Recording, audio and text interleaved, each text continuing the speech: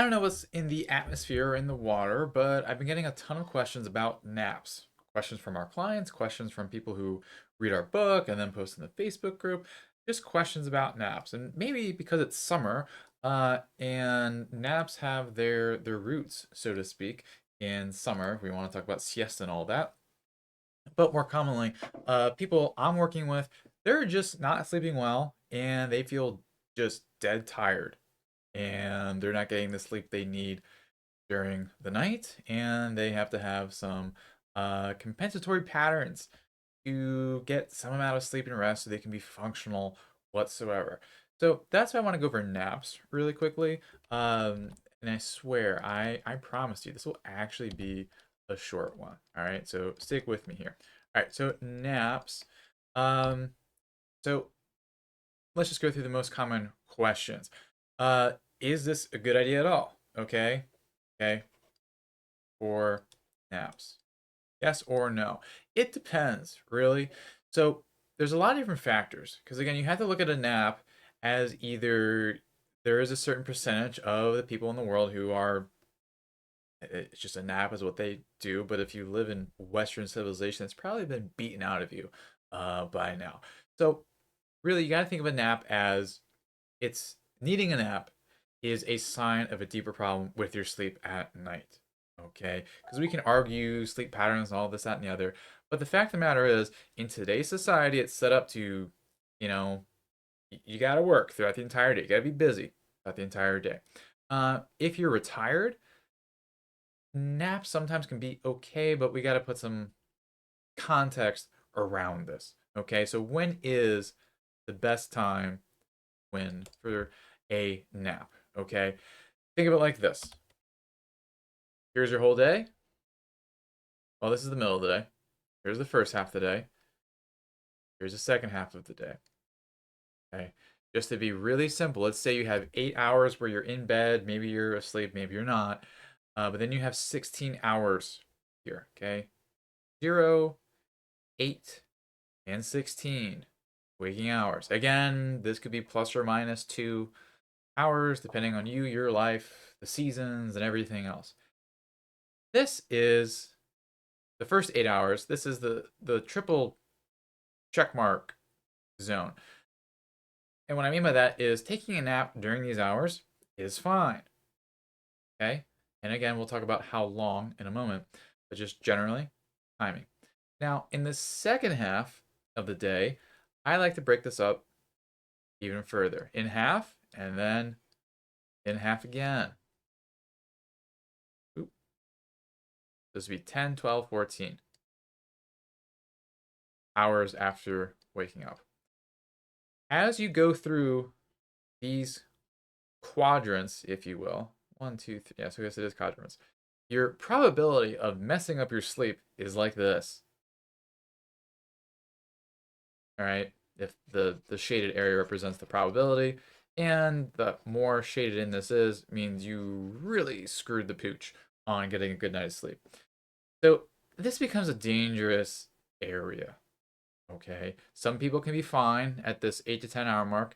Some people are getting pretty risky, 10 to 12, but like really anything beyond 12 hours after waking up or within 4 hours of bedtime, if you want to think of it like that, is going to be a bad idea. Okay. Even if you do like a 20-minute nap a few hours before bed, that's going to really throw so much off. Okay. Because the one thing to understand is that a nap is about releasing sleep pressure. Okay. We have two reasons, well, two biochemical reasons in which we sleep. One is melatonin, the other is adenosine. Let me really quickly write this somewhere for you in my short video. So we have melatonin. I'll write the whole word out. We got melatonin, and then we have adenosine.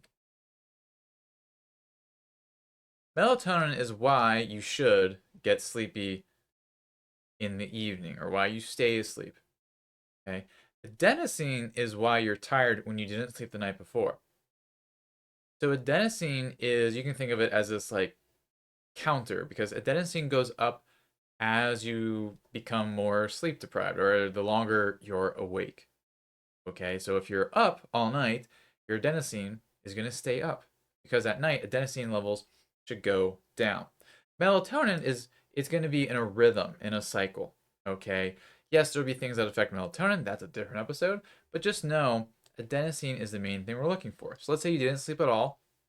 Let's go back to this.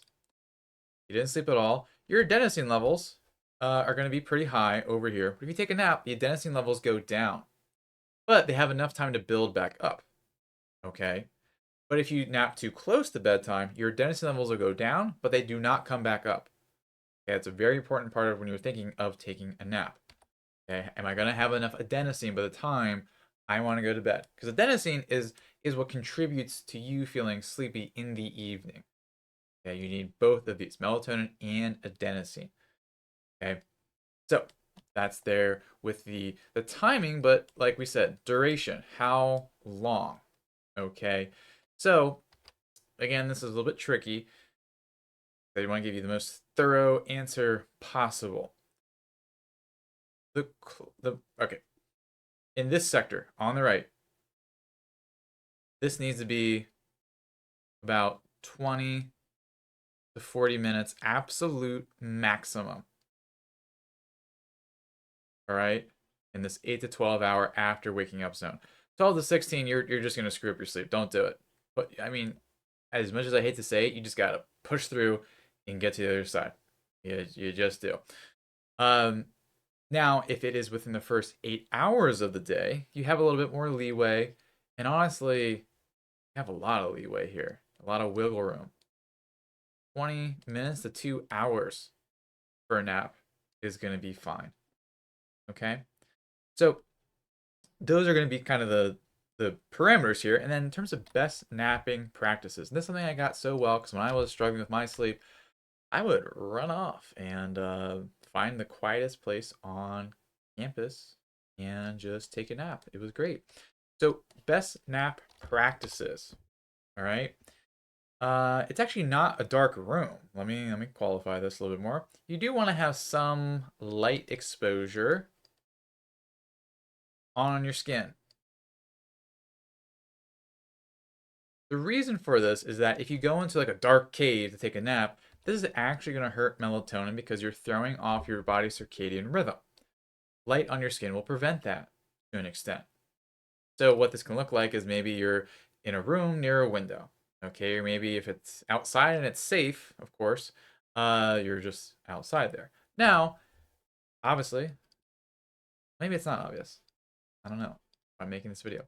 Darkness for your eyes, okay? An eye mask is going to be really, really important, okay? Because that will help you fall asleep faster, and that's why this I guess the third is all about efficiency. Okay, you want to have something that is a good, say, in like induction process for you. And what I mean by that is whether you listen to some binaural beats, okay, binaural beats, you do some breath work, um,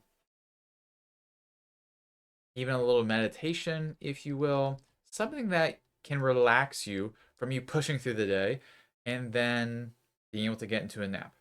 Okay. Now, the other thing to make sure it doesn't go wrong, because when I would go off for a nap in the middle of the day, is oversleeping. So an alarm is absolutely essential. Well, okay. If you have a timeline and a schedule of things you have to be aware of, yeah, alarm will be an essential. If you don't, then as long as you fall within these parameters over here, then you will be relatively okay. Well, I guess not, because if you at the 8 hour mark, if you sneak in like a 2 hour nap, it should have been just 20 to 40 minutes, you're going to mess things up. So, again, use that alarm and use it well. So, those are the major things about naps. Hope you enjoyed that. I think I'm actually under 10 minutes. So, if you're new here, or maybe you're not new here, I have no idea. One thing I would encourage you and everyone to start with our book on sleep apnea. Now, maybe you don't have sleep apnea, it's absolutely fine, but maybe you know someone who does sleep apnea and snoring. Okay, you can go ahead and get our book, and that'll be at OCH now.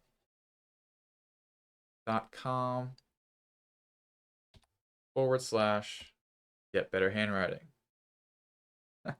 No, it's SAS book. So if someone that you are, someone you know, struggles with sleep apnea and snoring, go ahead, check that out. All right, thank you so much, everyone. Hope this video helps, and here's to more strategic napping, and of course, over time, getting to a point of where you have great quality sleep at night, so you don't need a nap. So until next time, I'm Dr. Dylan Peckus. Take care.